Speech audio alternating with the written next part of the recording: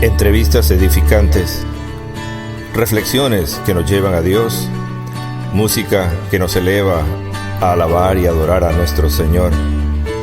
Yo soy Julio Sánchez y esto es Que Corra la Palabra.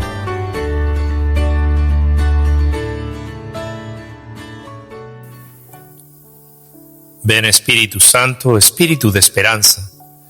Cuando me parezca que todo está perdido, ven Espíritu de esperanza. Cuando crea que todos son egoístas e interesados, ven Espíritu de esperanza. Cuando sienta que no vale la pena empezar algo nuevo, ven Espíritu de esperanza. Cuando piense que ya no podré cambiar, ven Espíritu de esperanza. Cuando crea que ya nada bello se puede esperar de la vida, ven Espíritu de esperanza. Cuando me parezca que la civilización del amor no es más que una utopía, te pido que vengas, Espíritu de esperanza. Cuando sienta que ya no puedo hacer nada por la paz y la justicia, ven, Espíritu de esperanza. Cuando me canse de luchar, yo te pido, ven, Espíritu de esperanza. Amén.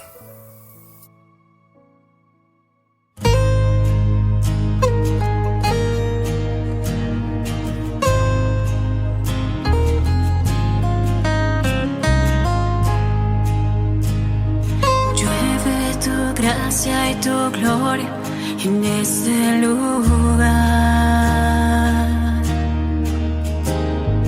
Llueve tu gracia y tu gloria en este lugar. Llueve tu gracia y tu gloria en este lugar. Llueve tu gracia y tu gloria en este lugar. Y sé que estás aquí.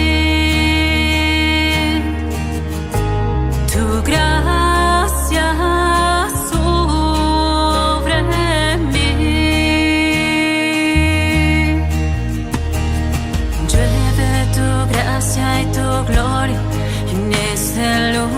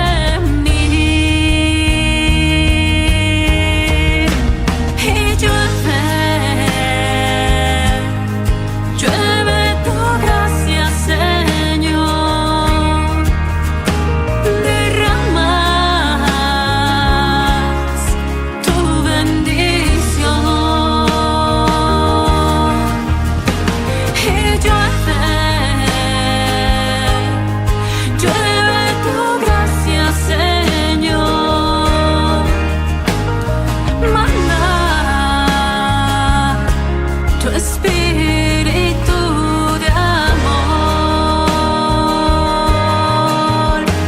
y llueve tu gracia, Señor, derramas tu bendición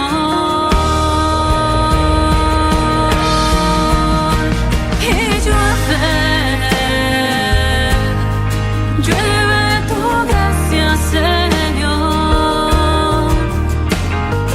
manda tu espíritu de amor, llueve tu gracia y tu gloria en este lugar,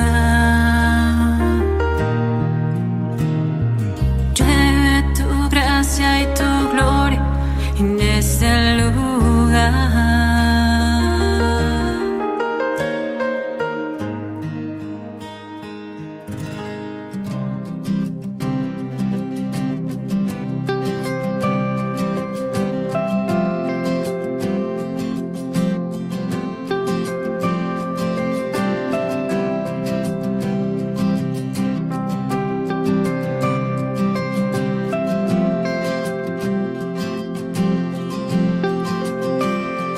Tengo sed,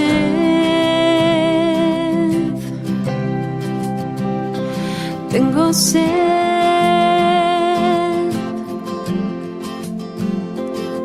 sedienta estoy de tu presencia.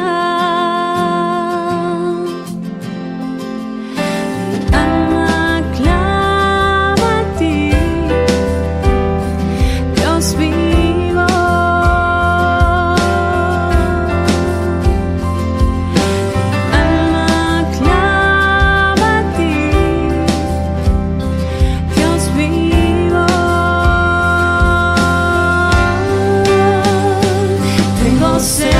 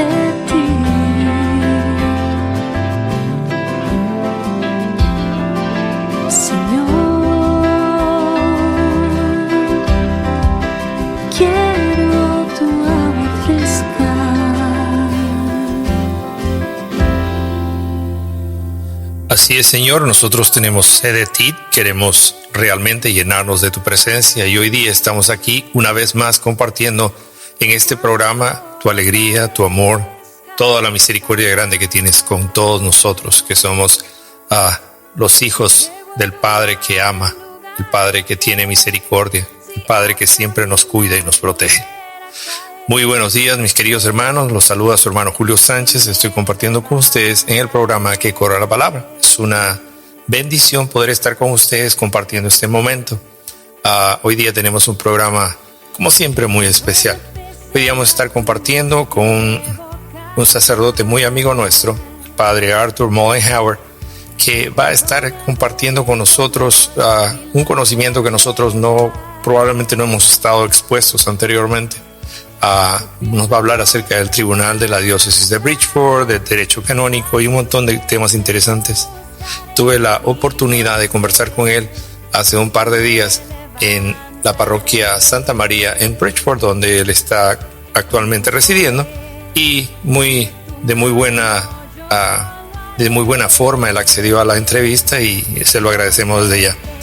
Queremos empezar este día pidiéndole a Dios que nos bendiga, que cuide y proteja nuestros pensamientos, nuestros planes, nuestros deseos, todas nuestras actividades, todas nuestras cosas que queremos hacer.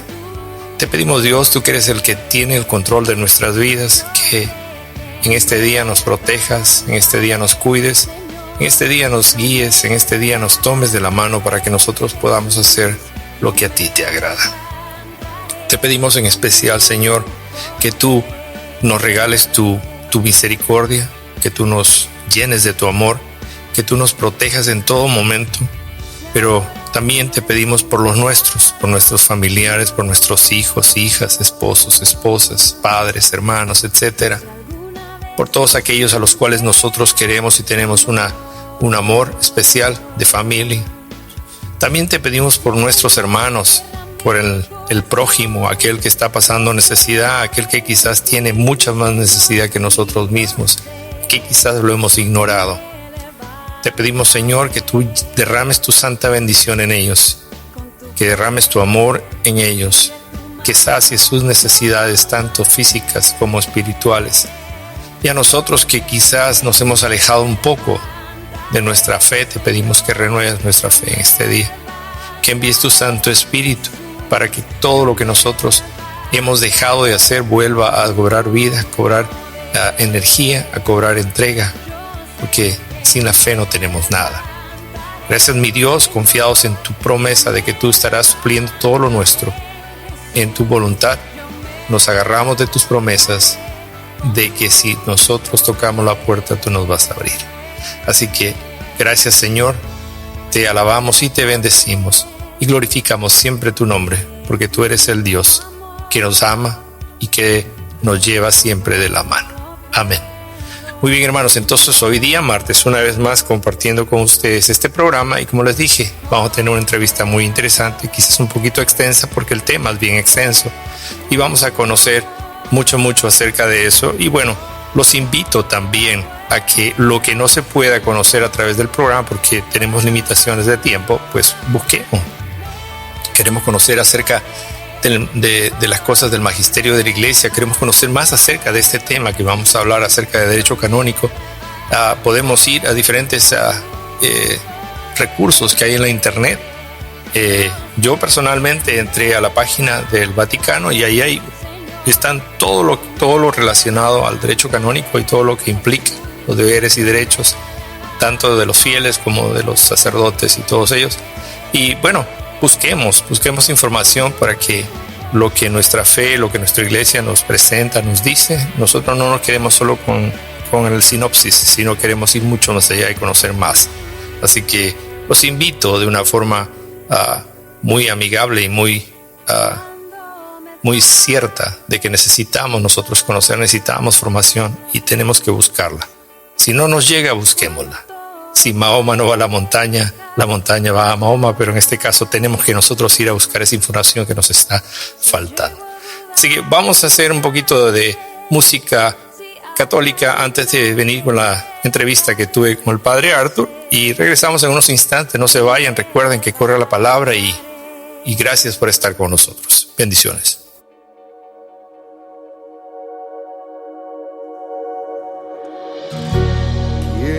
más de tu presencia,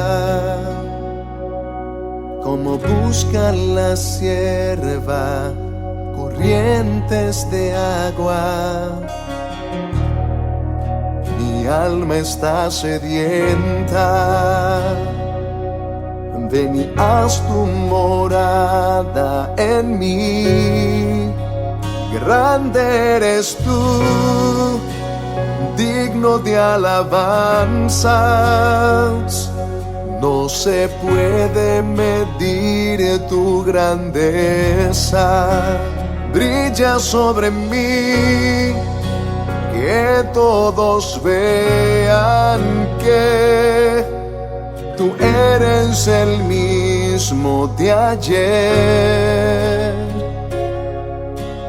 Lléname de ti, sáciame de ti, ven derrama la unción, ven derrama la unción. Inúndame de ti, rebósame de ti, ven derrama la unción, ven derrama la unción. Hablaste a los profetas, encarnaste al Mesías, levantaste la iglesia,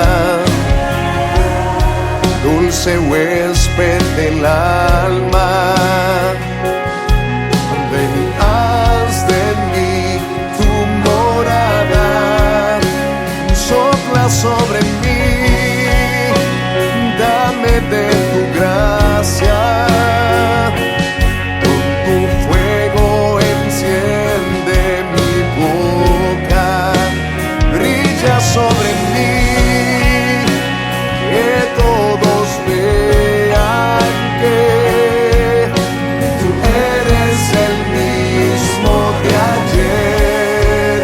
Oh, lléname de ti, sáciame de ti, ven derrama la unción, ven derrama la unción.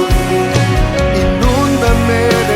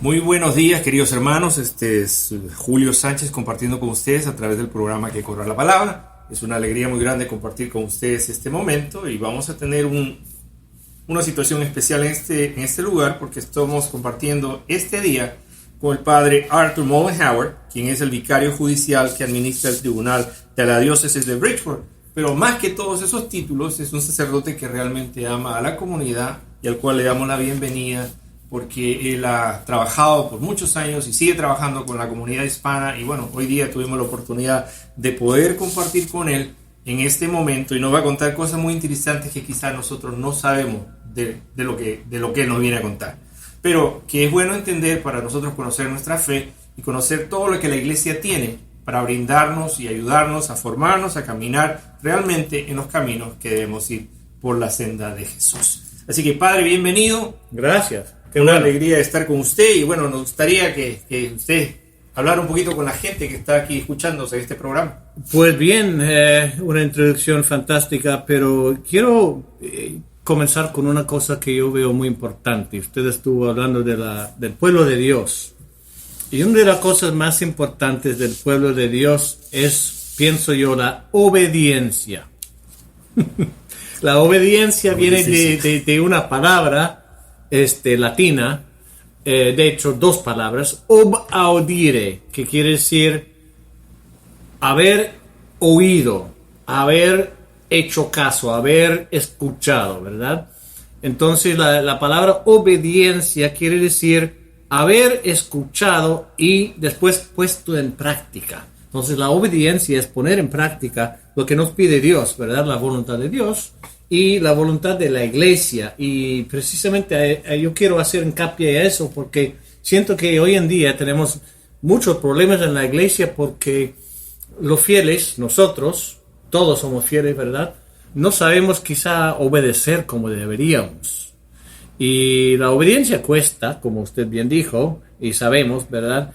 A todos, pero yo tengo que obedecer. Como el Papa también tiene que obedecer, como los obispos tienen que obedecer, como el último fiel de la iglesia tiene que obedecer.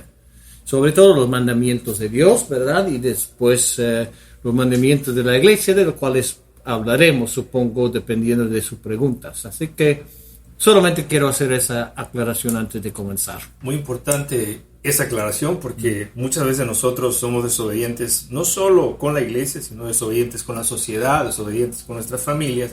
Y ahí es donde se crean todos los grandes problemas que tiene la sociedad ahora, porque lamentablemente uno puede guiar a su gente de una forma, pero cuando no escuchamos y no ponemos en práctica lo que se nos ha enseñado, pues ahí nos vamos por el lado equivocado. Claro, y a veces la verdad como digo yo, nosotros confiamos en nuestras propias fuerzas, en nuestro propio conocimiento, por un lado. Por otro lado, confiamos también equivocadamente en la inspiración del Espíritu Santo. Hay inspiración del Espíritu Santo, pero cuando hablamos de inspiración de espíritus, tenemos que pensar ¿cuál inspiración? ¿De cuál espíritu? ¿No? Porque el Espíritu Santo, como dice el Santo Padre también, y él hace hincapié mucho a esto, sobre todo con los obispos y nosotros que servimos en la iglesia, que tenemos que estar atentos al Espíritu Santo, ¿verdad? Y no a nuestros espíritus. Y a veces podemos decir, no, es que yo recibí, el Espíritu Santo me dijo, un momento. Tenemos que saber discernir si realmente eso fue. Entonces, y quizá por esa razón muchas veces no obedecemos.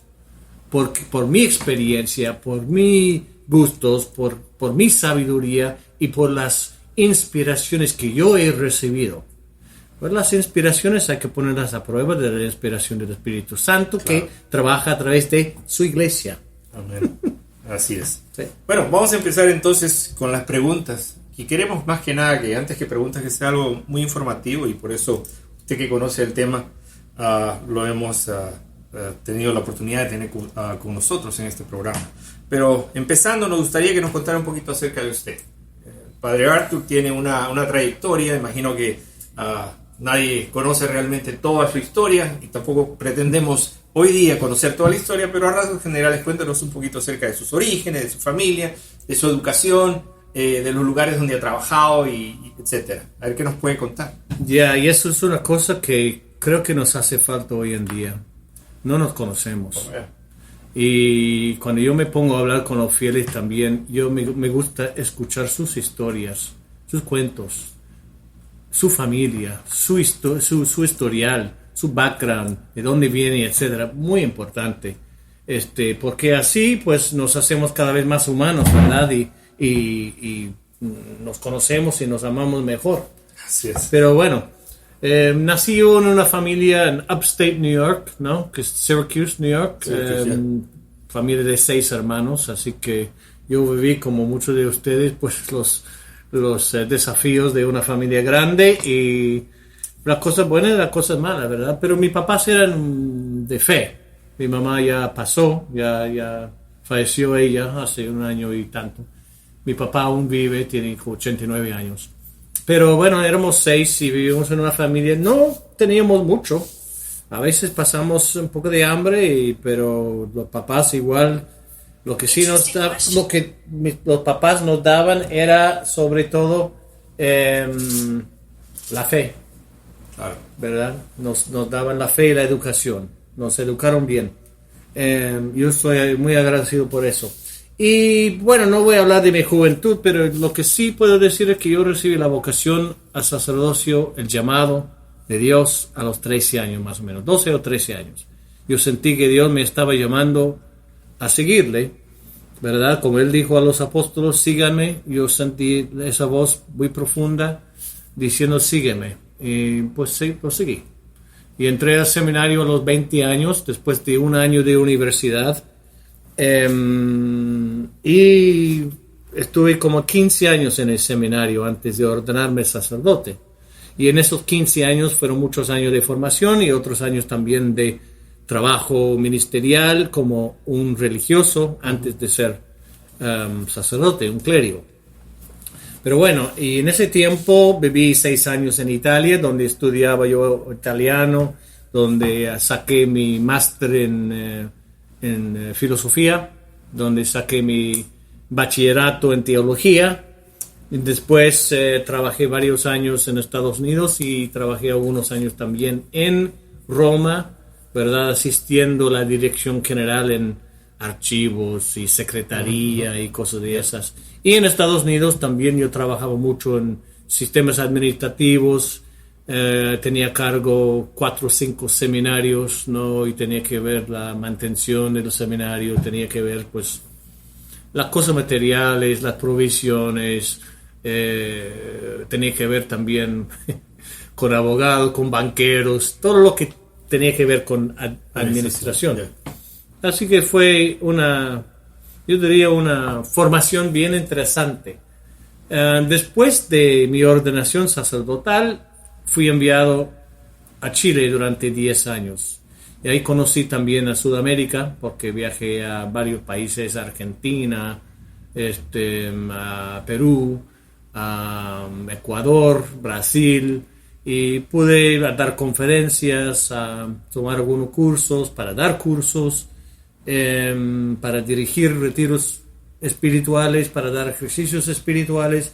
Así que pude conocer bastante a Sudamérica y seguir mi formación ministerial con laicos. Trabajé con religiosos, trabajé con sacerdotes, trabajé, y en la parroquia también trabajé. Tenía una institución catequética cuando era ¿cómo se llama? Capellán de colegio durante varios años. Tenía grupos de laicos grandes, dirigí retiros espirituales, grupos de conversación o de formación, etcétera, etcétera. Después de los 10 años me vine a Estados Unidos, me incorporé a la diócesis aquí de Bridgeport. Y después estuve varios años de párroco en varias parroquias y el obispo me pidió también que fuera a estudiar de nuevo, teniendo ya bastantes años, a Derecho Canónico. Lo cual hice y saqué mi máster también en Derecho Canónico, y desde ese momento he estado ejerciendo en el tribunal, no como encargado, pero desde el 2019 como encargado. Y bueno, vamos a ver si sigo, cómo va, pero en este momento no ejerzo como párroco en ninguna parte, solamente vivo aquí en Santa María, pero estoy a cargo del tribunal y todo lo que es la justicia y el derecho canónico básicamente de la diócesis. Bueno, esa era mi segunda pregunta, y usted es el administrador del tribunal de la diócesis de Bridgeport. Cada diócesis tiene un tribunal que ejerce esta función, y mucha gente no conoce específicamente, yo también me incluyo dentro de ese grupo, que no conoce muy bien la estructura de este tribunal y cuáles son las funciones a rasgos generales, ¿no? Porque yo entiendo que el derecho canónico es muy complicado, muy grande, es muy inmenso, pero a rasgos generales, este tribunal, ¿cuál es la función y cuál está la misión realmente en cada diócesis? Bueno, el tribunal es una palabra, ¿verdad? Un fancy, ¿verdad? Muy de decir, ¿cómo se llama? Corte. Yo soy el alto juez de la corte aquí. El obispo es mi jefe, él tiene pleno poder y yo tengo poder debajo de él. Él es mi único jefe, no tengo más jefe. El obispo, yo contesto directamente al obispo. Y bueno, ¿qué hacemos en esta corte? Pues como una corte civil también tiene que ver con casos de crímenes, pues nosotros también manejamos casos de crímenes, desafortunadamente, ¿verdad? Porque no todas las personas dentro de la iglesia pues obran bien. Algunos obran el mal también y hay cosas que tenemos que ver. Pero lo que tratamos de hacer sobre todo es nosotros administramos la justicia en la sociedad. ¿Qué quiere decir eso? Eso quiere decir velar por los derechos de nuestros hermanos. Los derechos de los clérigos, los derechos de los fieles, los derechos de las instituciones en la iglesia, una institución religiosa, los derechos de los parroquianos, los derechos de los párrocos, los derechos de los hospitales católicos, los derechos de las escuelas católicas, lo que educación. Entonces abarcamos mucho, ¿verdad? Tenemos que ver también con la justicia en el matrimonio. Y ahí administramos y nosotros analizamos los juicios de nulidad matrimoniales. Bueno, además, esa es la mayor parte del trabajo, ¿no? Porque hay muchos casos desafortunadamente durante el año que tenemos que ver. Pero igual tenemos otros casos ¿no? Y tratamos lo mejor posible de cuidar la justicia entre nuestros hermanos en la iglesia. Ahora, ¿cómo está formado el tribunal? Bueno, el obispo es el juez principal, yo soy el juez encargado después de él, tengo otros dos jueces que ejercen conmigo y después tenemos expertos, ¿verdad? Que pueden presentar diversos tipos de reportes, tenemos notarios que autentifican documentos, etcétera. Tenemos auditores que pueden escuchar testimonio, investigar, etc. Tenemos otros abogados que ayudan a las personas en sus casos para que tengan algún tipo de orientación acerca del derecho canónico, etc. Eso, básicamente. Entre mucho más. Bueno, usted mencionaba el derecho canónico y yo recién me he estado nutriendo de información acerca de lo que es el derecho canónico, pero muchas de las personas que nos escuchan no tienen mucha idea de lo que es, ¿no? ¿Qué es el derecho canónico? ¿A cuántas ramas tiene? Y la gran implicancia que puede tener este derecho canónico o tiene en la administración de la iglesia en estos momentos. Tengo entendido que este código rige desde el año 1983, desde el Vaticano II, donde fue promulgado. Ahora, ¿qué implicancia tiene en la administración y el manejo de la iglesia en esos momentos? Bueno, vamos a tratar de hacer entender qué es el derecho canónico. Es una palabra bien extraña, derecho canónico. ¿No? ¿Qué quiere decir eso? Bueno, partimos de una base. La iglesia es una sociedad. Es una sociedad espiritual, pero es una sociedad humana también. Y como una sociedad espiritual, la iglesia pues tiene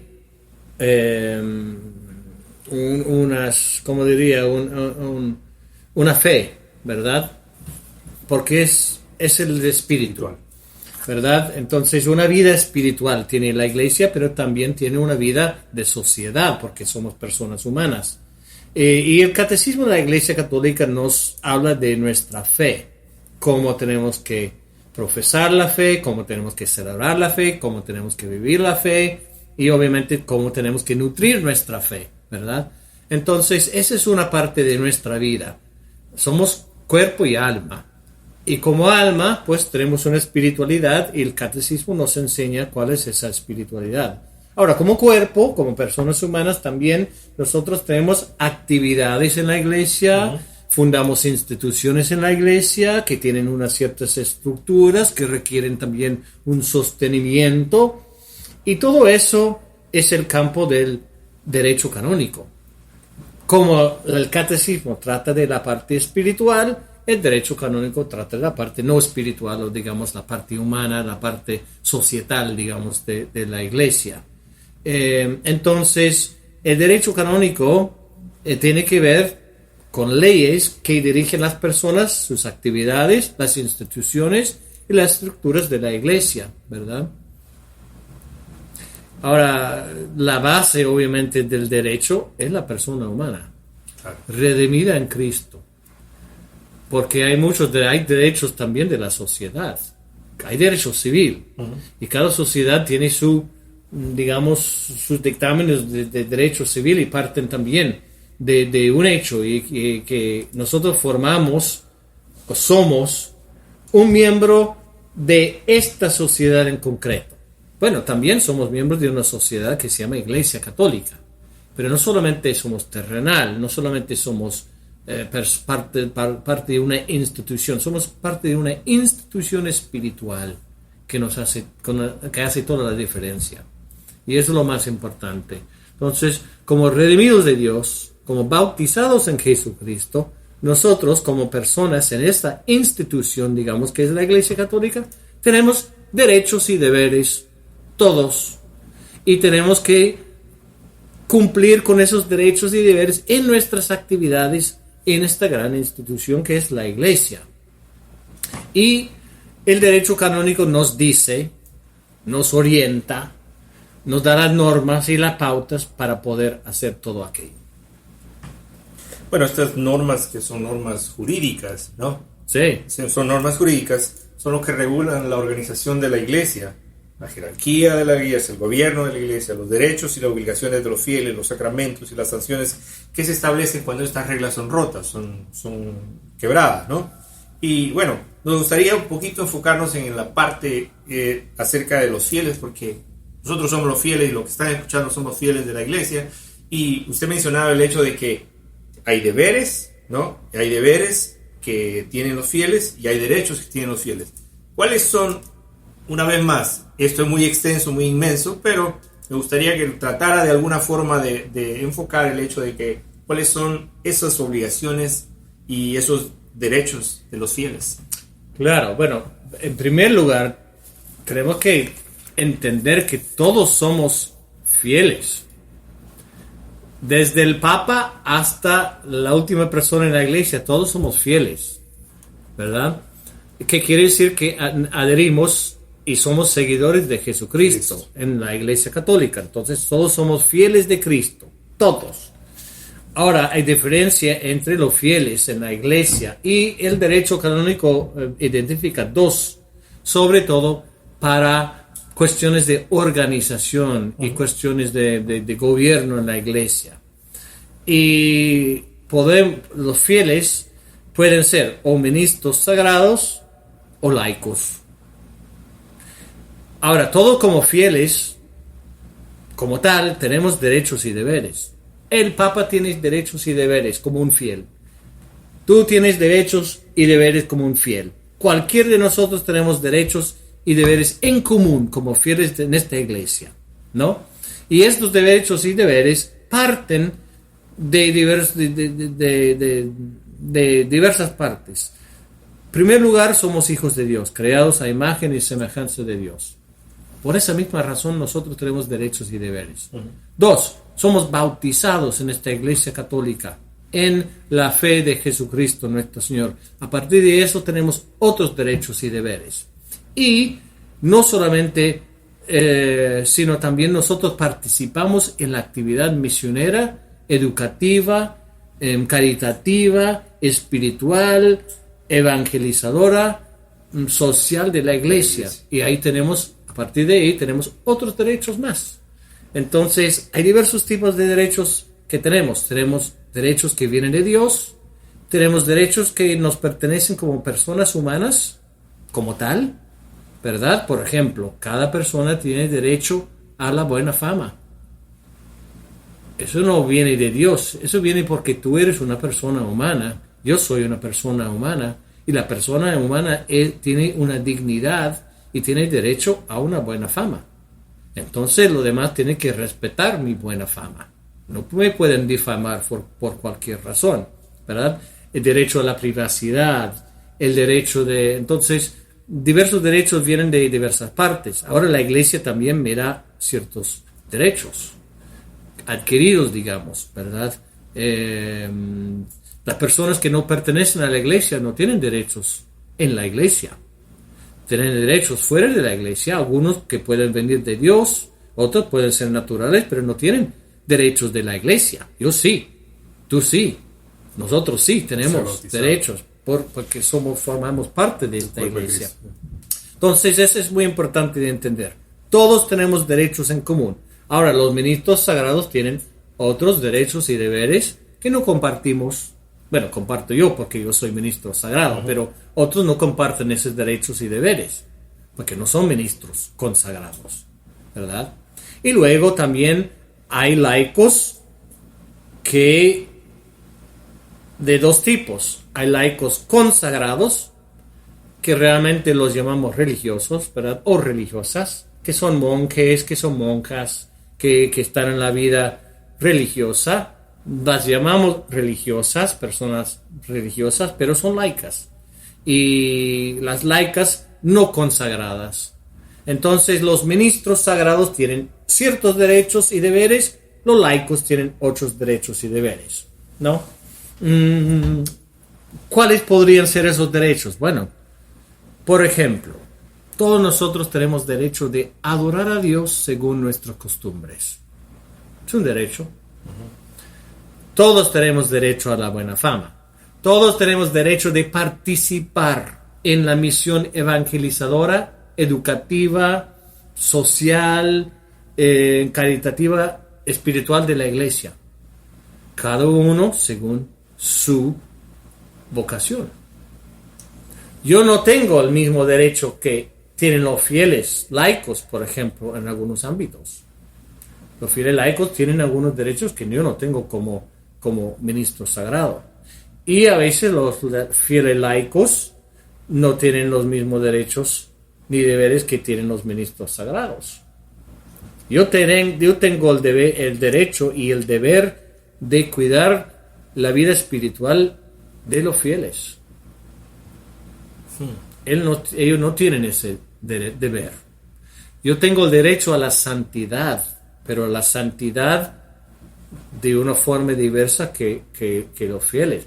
Por ejemplo, yo tengo el deber de cuidar la castidad.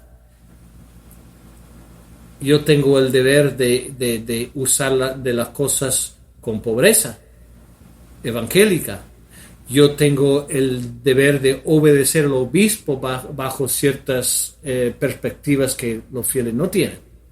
Entonces, yo tengo unas obligaciones, unos deberes y obligaciones más que los mismos fieles, ¿verdad? Todos tenemos también en la iglesia, todos los fieles, por ejemplo, no solamente el derecho de participar en la misión de la iglesia, sino también tenemos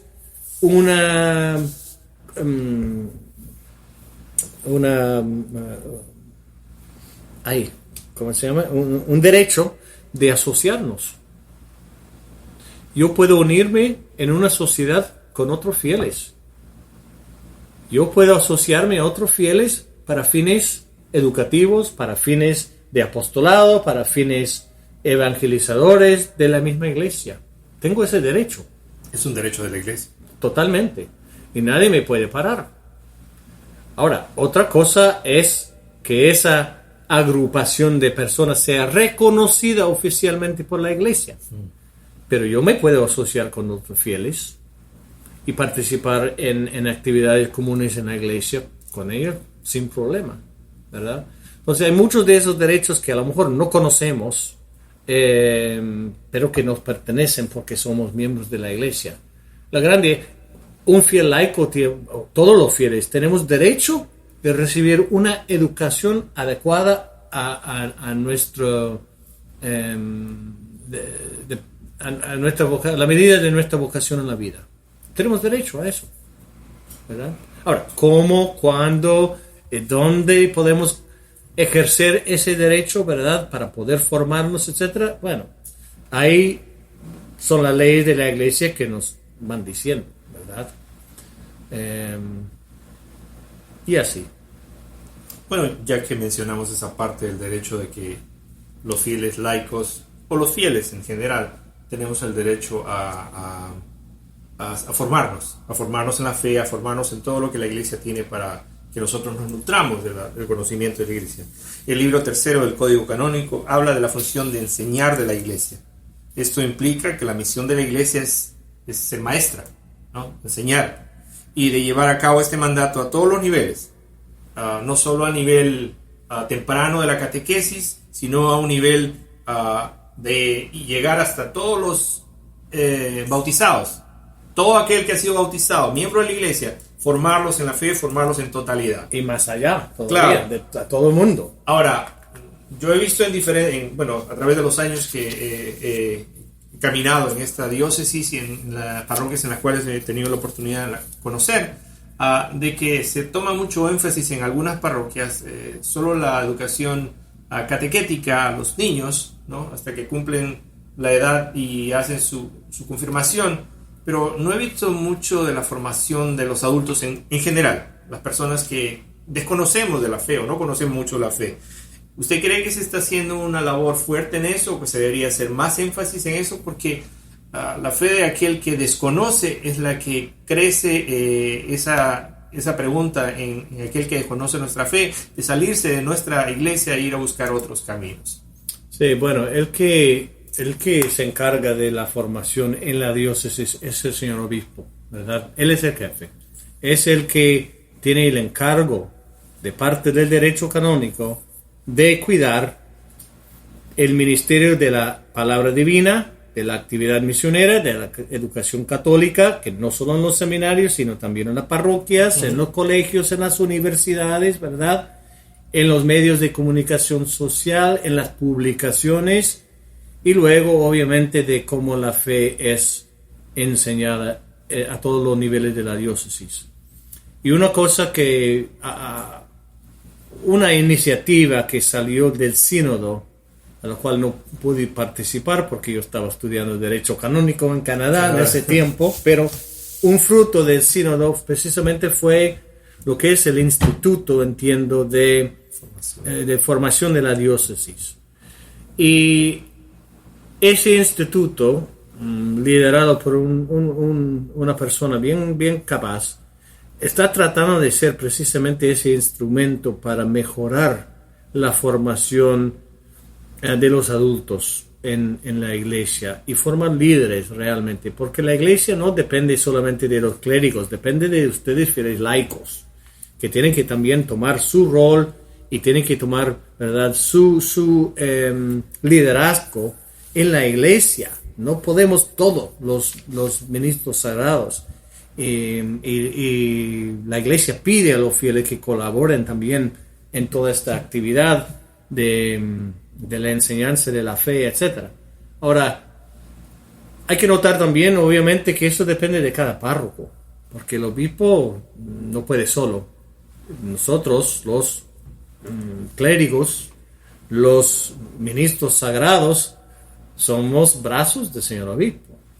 Tenemos que cumplir con nuestro deber también de educar a nuestros fieles. Ahora, si nuestro interés no está puesto en educar a nuestros fieles como deberíamos, podemos flaquear un poquito en ese ámbito. Es un llamado de atención a todos nosotros que somos ministros sagrados de realmente llevar la barra alta de lo que nos pide la iglesia, el Papa, etc. La iglesia nos ha enseñado la importancia de nuestra formación, no solamente formación intelectual, sino también formación humana, formación catequética, formación espiritual, formación social, formación en el campo de la caridad y del ministerio, etcétera, etcétera. Entonces la formación es algo importante que nosotros como ministros sagrados que tenemos que cuidar. Y creo que hay un llamado hoy en día más fuerte que nunca, que cuidemos ese aspecto. Sobre todo vemos como el mundo en el campo de la educación, pues, como diría, está temblando en algún momento, en algún sentido. Faltan bases de una educación a partir de Dios y a partir de la condición humana, y siento que estamos flaqueando en ese sentido. Y en la iglesia tenemos... Ahora, entonces, para contestar la pregunta, sí, yo creo que la diócesis, el obispo, ha visto que hay una necesidad que poco a poco ha estado tomando forma, pero no está donde debe estar todavía. La mayoría de estas clases son en inglés, porque el programa ha sido formado en inglés. Y muchos de nuestros feligreses en las parroquias hispanas pues no tienen la fluidez en ese idioma, que es lamentable, pero sucede, ¿no? Pero creo que sería buena la iniciativa de repente de formar otro equipo que ayude de una forma bilingüe a gente que también necesita formación en nuestro idioma español, ¿no? Yo creo que sí, y miren, para mí eso también depende de los fieles laicos. Son ustedes que necesitan esa alimentación, ese alimento, digamos, ¿verdad? Hoy el Evangelio precisamente fue sobre el alimento, ¿no? Isaías estaba culpando a la gente por comprar cosas que no les estaba alimentando y poniendo sus intereses en las cosas precisamente que no les dan buena nutrición. Dijo, más bien compren este tipo de alimento, ¿verdad? Que te puede dar. Nosotros tenemos que buscar ese alimento. Y si no lo encontramos donde estamos, yo creo que siempre podemos proponer, ¿verdad? Y así nacen buenas iniciativas en nuestra diócesis y fuera de nuestra diócesis. Unas personas con una inquietud dicen, no, pero tenemos que hacer esto, necesitamos esta formación, necesitamos este tipo de actividad. No existe. Vamos con alguien que nos puede poner esto en orden, vamos a proponer al señor obispo esto para nosotros o para estas necesidades. Y han nacido muchas iniciativas de esta forma en la iglesia, desde la fundación de la iglesia, ¿verdad?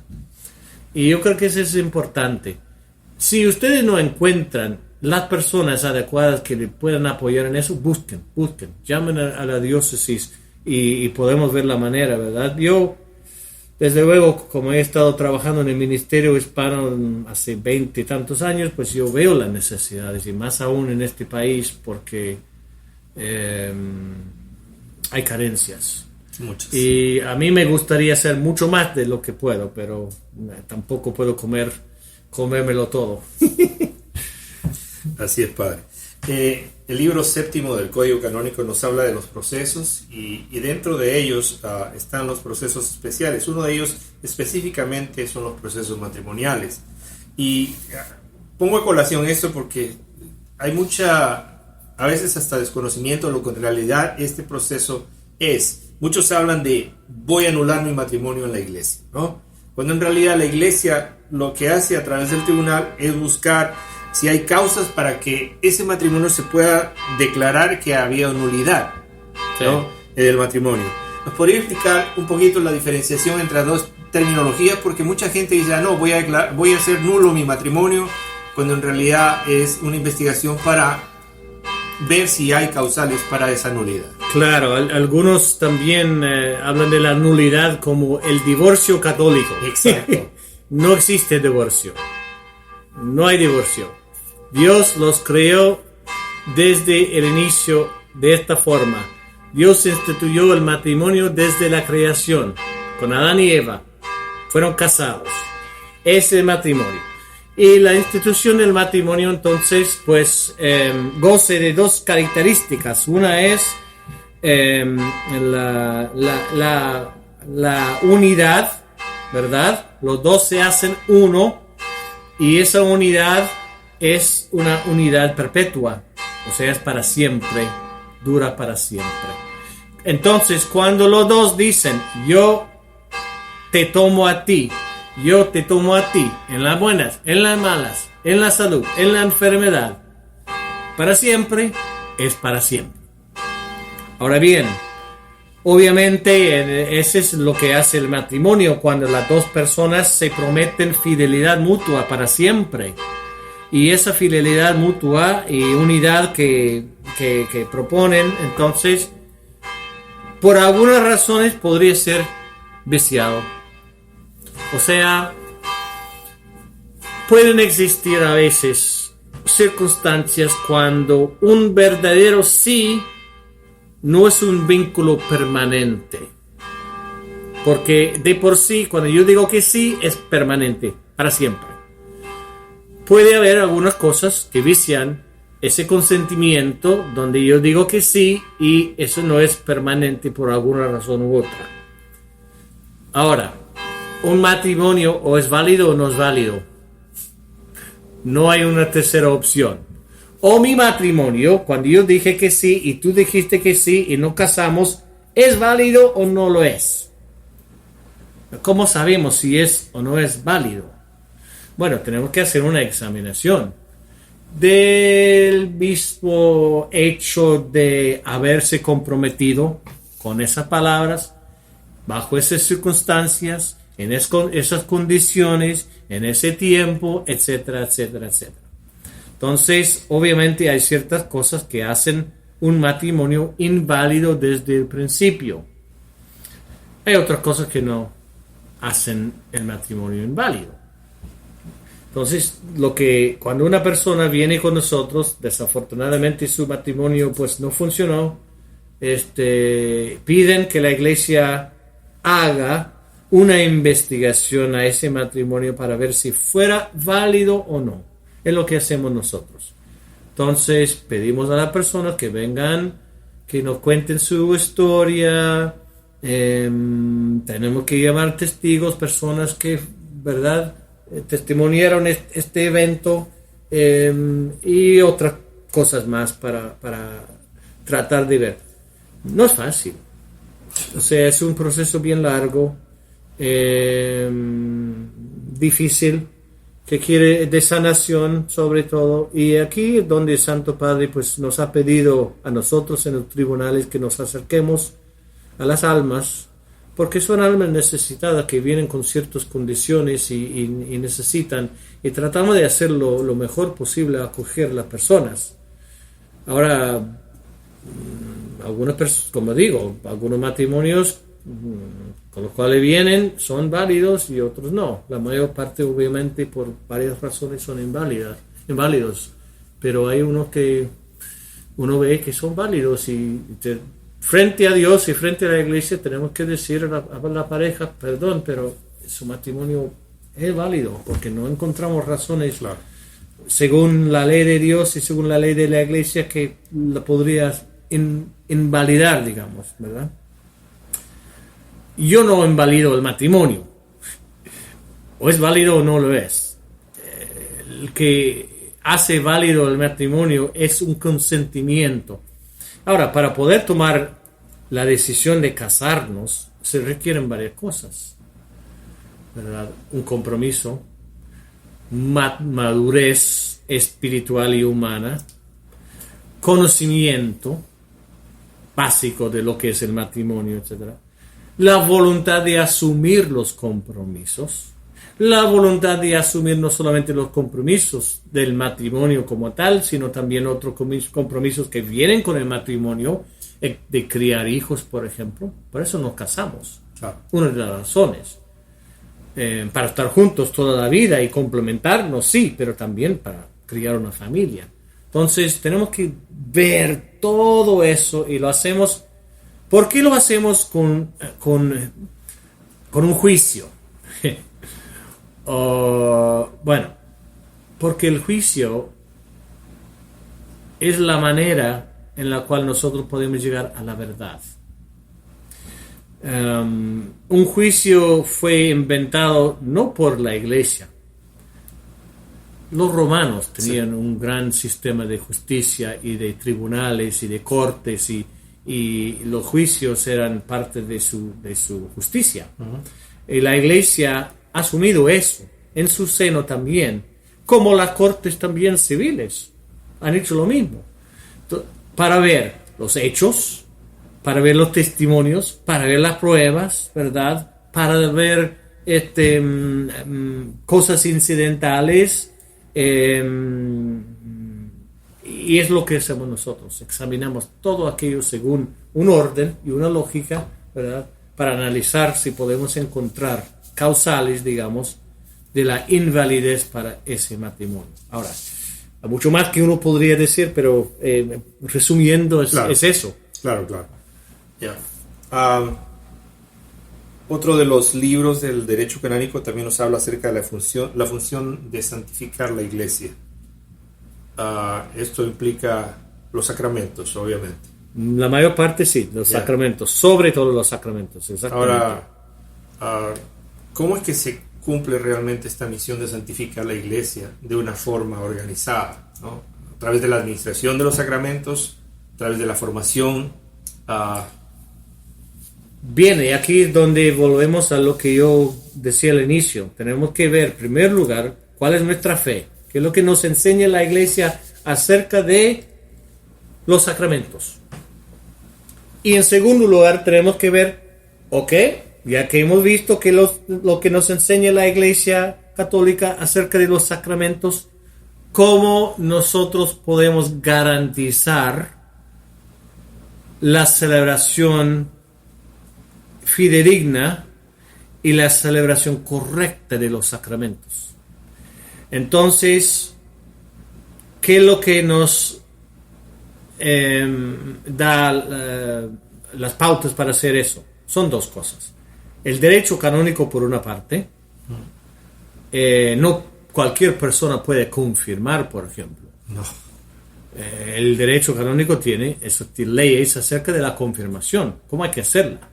No cualquier persona puede ungir con los santos óleos a otra persona en la enfermedad.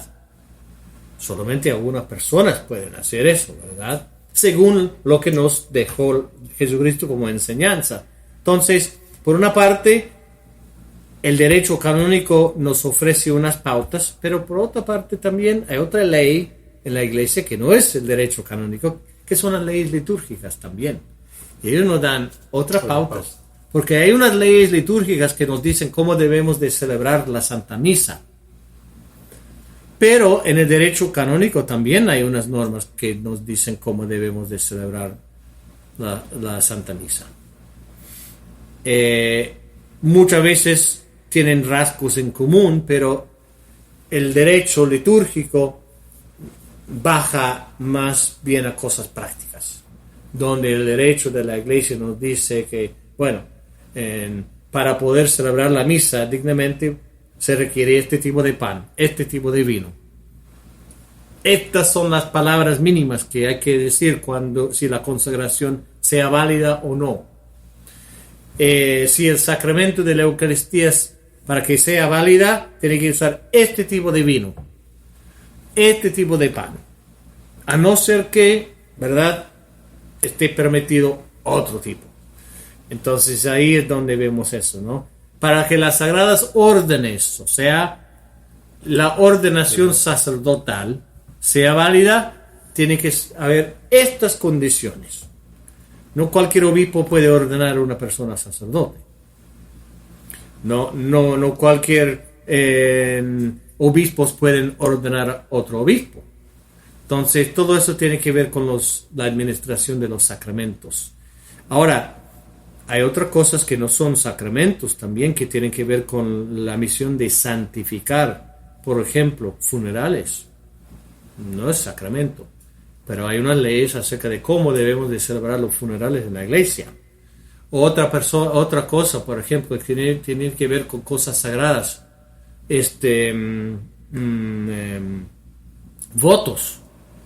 votos religiosos, cuando uno toma una promesa, ¿verdad? Cuando una persona toma un voto público, bueno, la iglesia también nos dice cómo debemos de hacer y quién puede recibir los votos y quién puede pronunciar los votos, en nombre de quién, para qué circunstancias, en qué condiciones, etcétera, ¿verdad? Juramentos, porque un juramento es una promesa solemne ante Dios.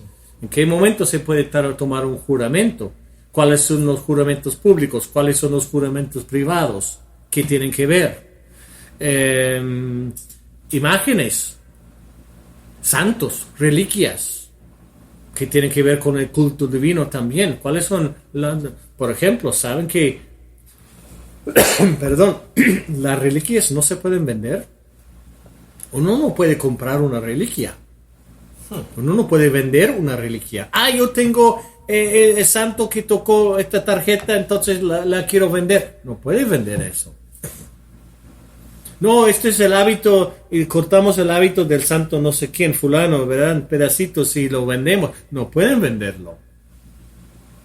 Pueden adquirirlo, pero no pueden comprar y no pueden vender. Ese tipo de cosas, por ejemplo.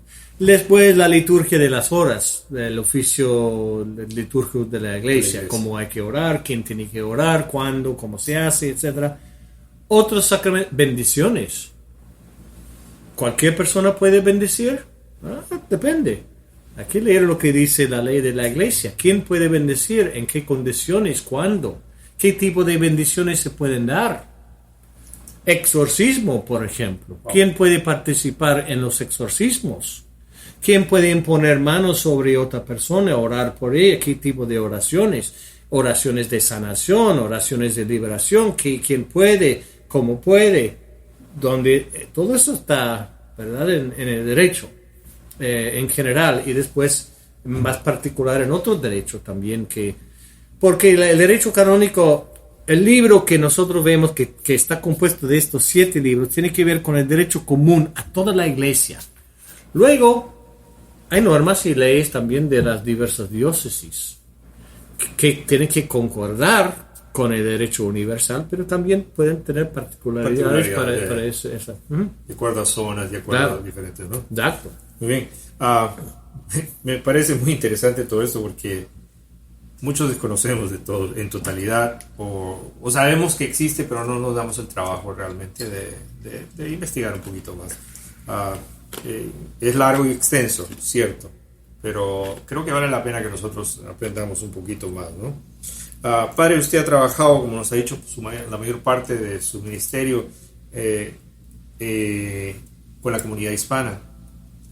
Sabemos que usted tiene un cariño muy especial por los hispanos, por nosotros que hablamos esta lengua, y nos podría decir cuál es su apreciación de lo que esta comunidad le representa a usted como sacerdote y como persona, y qué cree usted que se debería hacer para que se pueda involucrar a más fieles hispanos en las actividades de la iglesia. En primer lugar, tengo que confesar que desde mi juventud siempre he tenido una afinidad a la cultura hispana. No sé por qué. Dios lo ha puesto en mi corazón. Punto. Y cuando estaba en high school, ¿verdad? Ahí es donde yo comencé a interesarme en la cultura hispana y sobre todo latina. O sea, de las Américas, sobre todo, ¿no? No tanto de España, aunque los españoles también me encantan, obviamente, y me gusta ese tipo de cultura, pero sobre todo la parte de las Américas. Y yo he sentido una afinidad muy grande a mis hermanos hispanos por muchas razones, por haber pasado tanto tiempo, por haber comenzado a una edad temprana a aprender el idioma, la cultura, las tradiciones, haber gustado la comida también, porque con la mejor comida en el mundo para mí es comida hispana y sobre todo pues la peruana y la mexicana, las que más me encantan, ¿no? Obviamente, por diversas razones, pero Gracias por eso, padre. pero la mexicana antes que la de la peruana. Pero andan por ahí. Me encanta. Y en Chile comía mucha comida peruana, de todo tipo de platos y todo tipo y realmente es muy deliciosa. Pero bueno, entonces yo he tenido una afinidad y un corazón, diría yo. Mi mente es, yo diría que tengo una mente norteamericana mientras que tengo un corazón sudamericano. Que es bien interesante, ¿no? Amo mucho la cultura. Entonces, he estado viendo algo muy interesante también, como me imagino el fenómeno que ustedes han estado viendo también. Y eso es, en nuestro país, Norteamérica, está siendo muy influenciado en este momento por los hispanos que han venido de Sudamérica o Centroamérica y que siguen viniendo y cuyos hijos también están tomando una gran parte, jugando una gran parte en nuestra sociedad. Entonces, yo podría envisionar ver el mismo día en que, suponer el mismo día en que habrá 2 idiomas en este país, oficiales, ¿no? Que no tiene nada de malo, ¿no? Todos dicen, que todos debemos hablar inglés. ¿Dónde dice que todos debemos de hablar? Hay muchos países en el mundo donde hablan 2, 3, 4 idiomas. Suiza, se habla italiano, se habla francés, se habla alemán y se habla inglés. Y hay sectores que, ¿verdad? Entonces yo veo un día donde quizá en este país, ¿verdad? Podríamos incluso hablar dos idiomas y realmente donde pueden confluir sobre todo 2 culturas, ¿verdad? Y creo que es un desafío para nosotros, porque la comunidad hispana en este país, la comunidad latina, tiene una gran responsabilidad. Y siento que está jugando en este momento un papel muy importante de mantener la fe de nuestro país. No sé cómo lo ven ustedes, pero mis hermanos latinos, la verdad, mucho depende de ustedes en la manera en cómo quieren llevar adelante sus vidas, sus hijos, la educación en este país, porque creo que estamos en una encrucijada de volver a Dios o de rechazarlo por completo y ir a la deriva, más que estamos en este momento. Entonces siento que ustedes, laicos, fieles en la iglesia, tienen un rol, un papel muy importante frente a esta sociedad y en esta iglesia en este momento. Y ojalá nosotros como ministros sagrados, ¿verdad?, clérigos, les apoyemos y les demos la formación que necesitan para enfrentar esos desafíos. Entonces, yo agradezco que quieren mantener la fe, las costumbres, de no solamente la iglesia y la fe, sino también de sus propios países, porque esa es una identidad muy importante para nosotros. Pero bueno, en ese sentido yo creo, he tratado de participar lo más posible que he podido desde los puestos que el señor obispo me ha dado.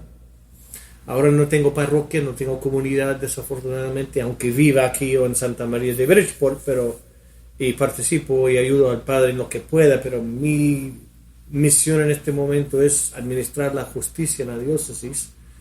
Y bueno, gracias a Dios también por saber el idioma, puedo ayudar a mis hermanos en eso también, ¿no? Así que creo que es muy importante. Ojalá la diócesis, nosotros que trabajamos en la diócesis, hiciera más hincapié quizá en fortalecer nuestras comunidades hispanas. No conozco la manera exactamente en cómo hacerlo, ¿verdad? Pero cuenten con mi ayuda en lo que yo pueda para ayudarles en lo que sea, ¿verdad? Siempre he querido y ahora el tiempo es limitado. Algún día ojalá yo pudiera ofrecer, por ejemplo, unas charlas, algún curso de derecho canónico para ayudar a las personas a entender de su importancia, etc. Pero bueno, no sé si eso contesta la pregunta totalmente, pero... Claro, el hecho de que usted conoce nuestra idiosincrasia, nuestra forma de ser, conoce el idioma y eso ha influido en el hecho de que mucha gente pueda sentirse cómodo, ¿no? Con usted y con todos aquellos que hablan nuestro idioma. Y realmente una de las cosas que se puede tomar en contexto, ¿no? Es el hecho de saber que necesitamos formarnos, necesitamos conocer más de nuestra fe para poder hacer la labor que se nos viene adelante, porque estamos enfrentando situaciones muy difíciles y obviamente nosotros somos los que estamos allá afuera, conocemos a nuestros hijos, sabemos dónde van y el enemigo está atacando por todo lugar y él no tiene descanso y nosotros somos los que tenemos que poner la cara y obviamente necesitamos más formación, maduración en nuestra fe, ¿no? Claro, y hay que saber también, pienso yo, que el enemigo número uno es el diablo y lo que nos quiere quitar sobre todo es la fe. La fe. Totalmente. La fe. Cuando ataca la fe, ataca todo. No. Cuando nos quita, por ejemplo, nuestra creencia en Dios, en el Ser Supremo, que nos ha creado, que nos mantiene en existencia y que vigila sobre nosotros, cuando esa creencia ya es debilitada, entonces, chao, no hay nada que ver. Todo lo demás derrumbe. La sociedad, la familia, las otras estructuras que nos mantienen unidos como personas humanas, la misma humanidad de nosotros mismos también. El respeto por la vida, respeto por las cosas de los demás. Y por eso, pues, el enemigo quiere atacar la fe. Y quiere quitarnos la fe y quiere quitar a Dios de la sociedad. Cuando borramos a Dios y borramos la fe, ¿qué más hay? ¿Sobre qué construimos? ¿Sabe qué? Construimos sobre nuestra propia libertad y como nosotros queramos usar la libertad para cosas buenas o malas, no importa. Libertinaje, mejor dicho. Exacto, y es lo que viene a ser nuestras creencias, por último, desafortunadamente. Lamentablemente. Entonces, sí, yo creo que ustedes tienen un deber y ojalá pudiéramos reunirnos todos y en diversos grupos, ¿verdad? Porque es uno de los derechos de los fieles, de poder agruparse en la iglesia y hacer cosas juntos y hacer algo juntos, ¿verdad? Sea fortalecer nuestra fe, sea fortalecer nuestros valores familiares. Mire, yo voy a compartir un sueño que yo he tenido desde que comienzo a trabajar con la comunidad hispana desde hace ¿cuántos años ya? Hace 13 años, cuando yo llegué aquí. Siempre he soñado poder tener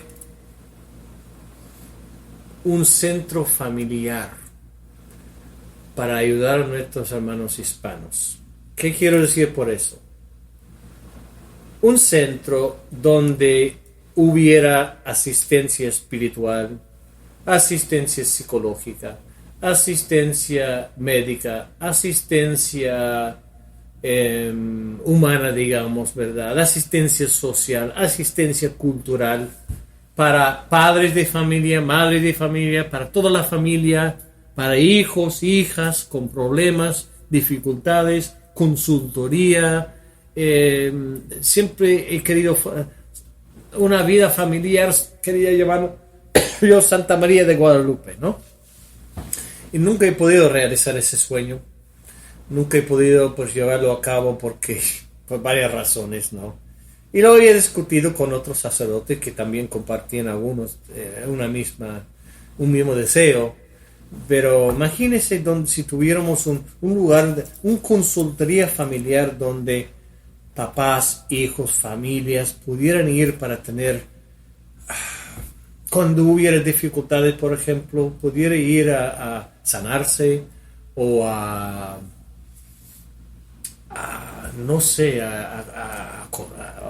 buscar consejos. Padre, tengo un hijo que tiene este problema, ¿qué puedo hacer?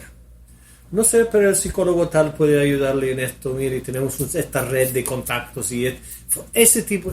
Siempre he pensado en eso, pero bueno, ojalá algún día se pueda. Pero yo lo veo cada vez más importante para nuestras familias. Especialmente ahora. Sobre todo. Sí, especialmente. Sí. Bueno, padre, Pero bueno, gracias por el tiempo que se ha tomado para compartir con nosotros en este programa. En realidad ha sido de mucha educación para mí personalmente y obviamente pienso que va a ser de mucha educación para las personas que nos están escuchando. Y una vez más, gracias por su tiempo y lo dejo para que... gracias, un gusto. Y si, bueno, miren, si tienen unas inquietudes y si tienen algunos deseos o proyectos en mente, etcétera, vengan a conversar. Juntémonos, yo no tengo problema en ver cómo podemos fortalecernos, ¿verdad? Aunque no sea parte oficial de mi trabajo, pues como pastor en esta diócesis también tengo muchos deseos de apoyarles en lo que yo pueda. Obviamente no como párroco, porque el párroco es el que tiene, ¿verdad?, el decir en su parroquia, pero también tengo una cierta libertad de apoyar a grupos y a personas fuera de las parroquias como un clérigo de esta diócesis, y como yo trabajo también directamente debajo del señor obispo como vicario, también en otros sentidos, así que con mucho gusto, siempre. Muchísimas gracias. Nosotros sabemos, padre, que usted siempre está disponible, siempre está abierto y su teléfono siempre está abierto también, y eso nos da una garantía de que sabemos que hay pastores que siempre están disponibles para nuestra comunidad. Y gracias por este momento, y realmente le pedimos que en este momento ore por nosotros. Nosotros vamos a estar orando por usted para que vuestro ministerio crezca y ese sueño tan grande que usted tiene se haga realidad en algún momento.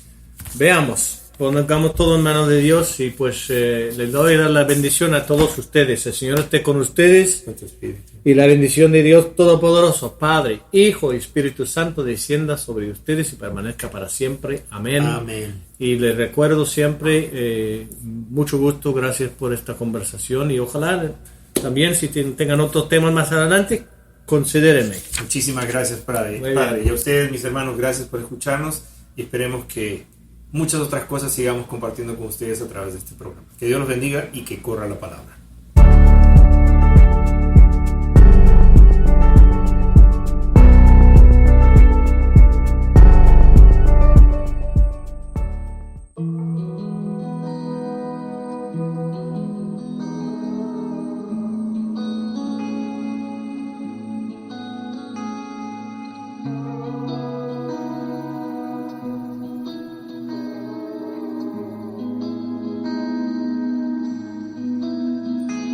Susurrándome al oído, encendiste la memoria, mis momentos congelados en estampas invisibles.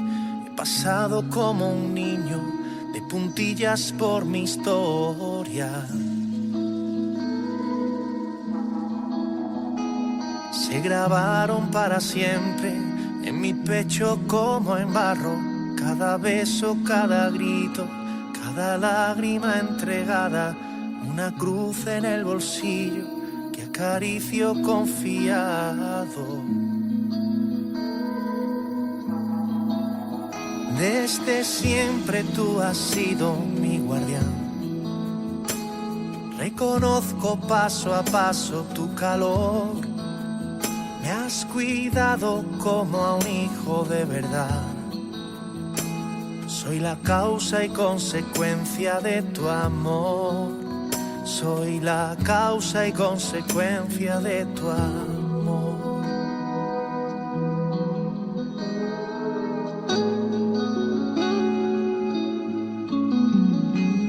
Pude irme de repente por caminos tan lejanos. Pudo ser tan diferente lo que veo en los espejos, arañando con la mente, esperanza en los fracasos. Nunca es tarde en tu mirada, no hay abrazo que no llene, no hay palabra que no empape los rincones de mi alma. Si me dices que te siga, yo te sigo hasta la muerte. Desde siempre tú has sido mi guardián. Reconozco paso a paso tu calor. Me has cuidado como a un hijo de verdad. Soy la causa y consecuencia de tu amor. Soy la causa y consecuencia de tu amor. Desde siempre tú has sido mi guardián. Reconozco paso a paso tu calor. Me has cuidado como a un hijo de verdad. Soy la causa y consecuencia de tu amor. Soy la causa y consecuencia de tu amor.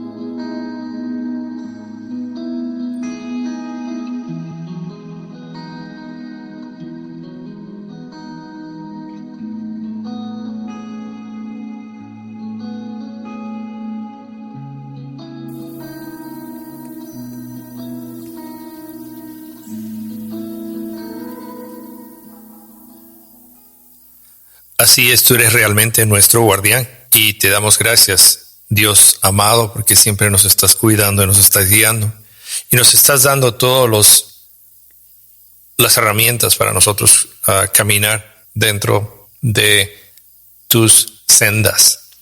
Gracias les damos, hermanos, por haber estado compartiendo con nosotros en este día, hoy día martes, una nueva semana. Esperamos que Dios realmente bendiga vuestras vidas y cuide cada una de las cosas, planes que tenemos en mente.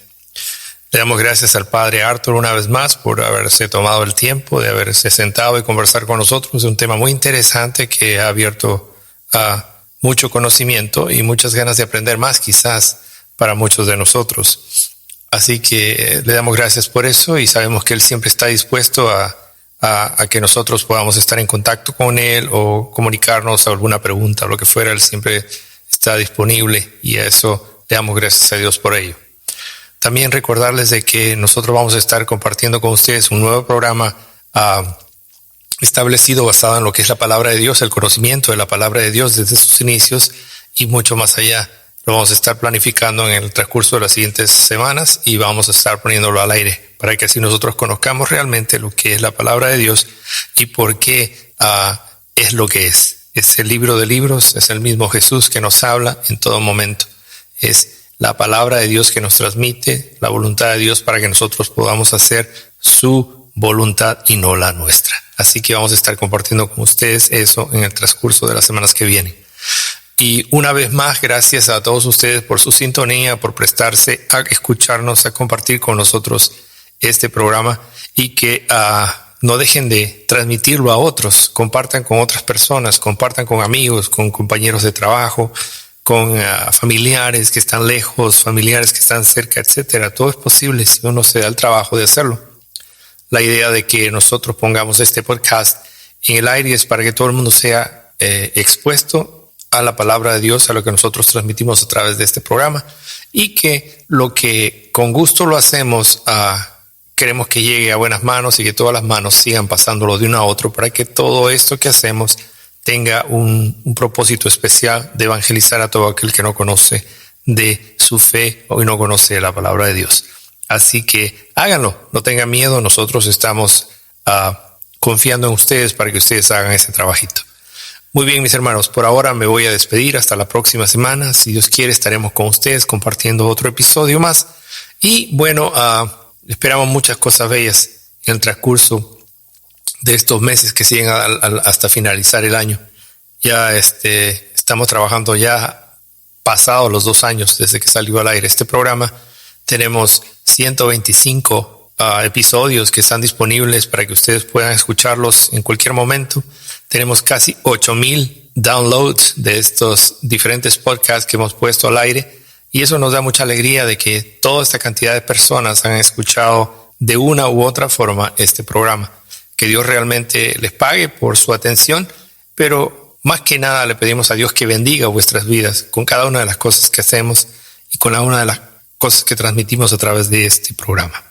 Gracias una vez más, y si Dios quiere estamos con ustedes el próximo martes. Que Dios los bendiga y que corra la santa palabra de Dios. Hasta la próxima.